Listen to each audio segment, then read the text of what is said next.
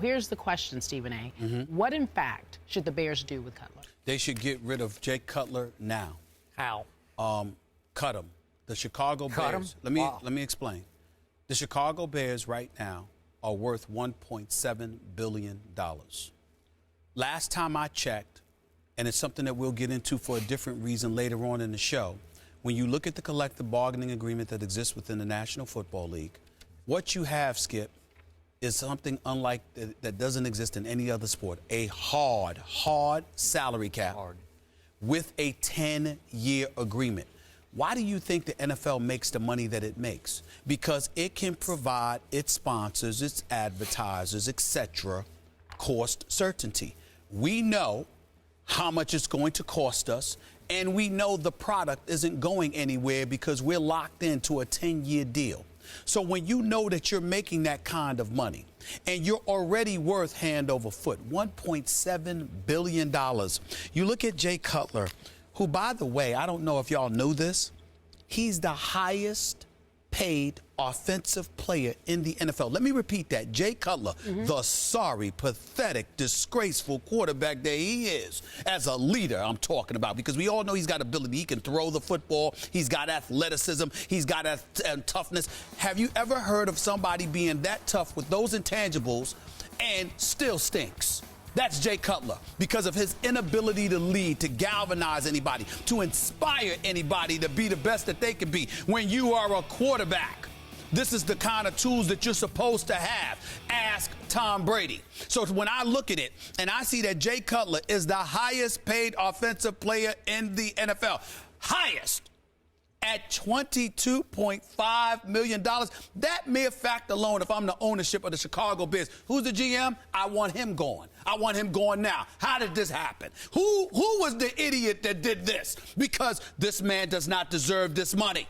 He doesn't deserve this money because he is inefficient, he is unproductive, and more importantly than anything else, he's uninspiring. He sucks the life out of people. He's like a tick. You understand what I'm saying? He just sucks the life out of people because he gives you absolutely positively nothing. I'm going to repeat this. And to me, this is one of my most profound statements. I have never seen Jay Cutler smile but one time, and that's when he signed this contract. That's it.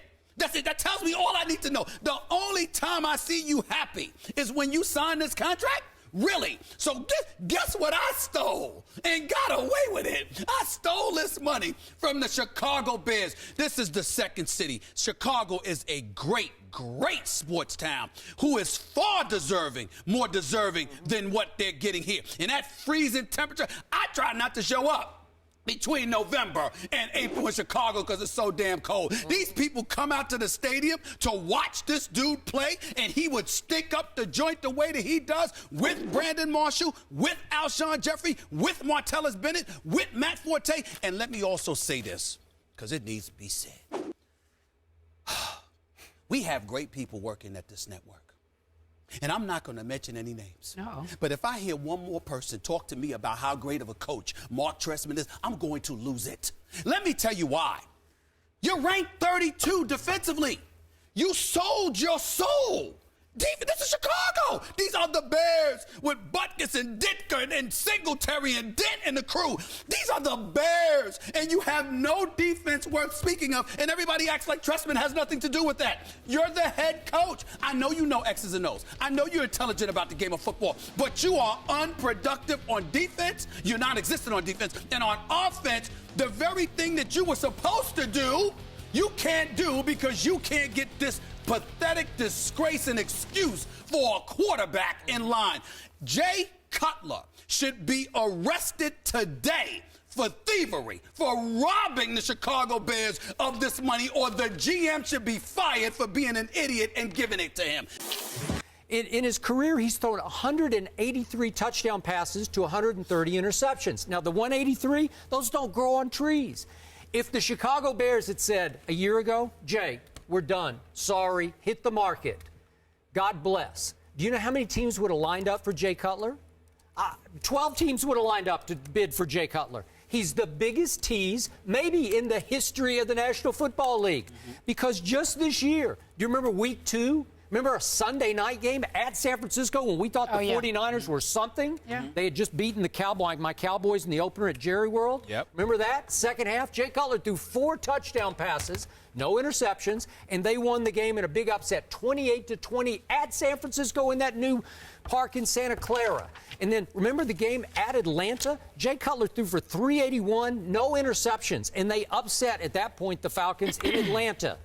Well, you'd say that guy looked like he looked like a top 10 quarterback that day. Even against my Dallas Cowboys in that Thursday night game, his QBR for Jay Cutler in that game was 92. That's on a scale of 0 to 100. That's really high. And yet they fell behind 35-7 in that game. So, Skip. you all right? Yeah, no. Okay, It's okay. okay. Yeah. What I'm saying to you is this. Skip, you've been covering the NFL for many, many years. I don't know too many people that know the NFL better than you. And you got to understand something.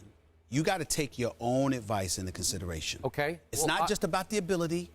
It's about your ability to lead, to galvanize the I troops around you. totally agree with everything you just said. Gone. And I don't know if you remember.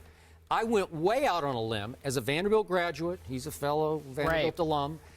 After that San Francisco game, I wrote a piece the next week for ESPN.com, and I said, I'm done. I'm done with Jay Cutler. Yes.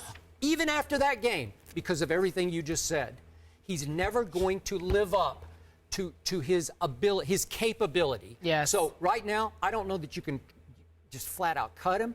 You got to put him on the market. You got to hope that the Tennessee Titans, who play in Nashville, where Vanderbilt is located, maybe they would take a shot.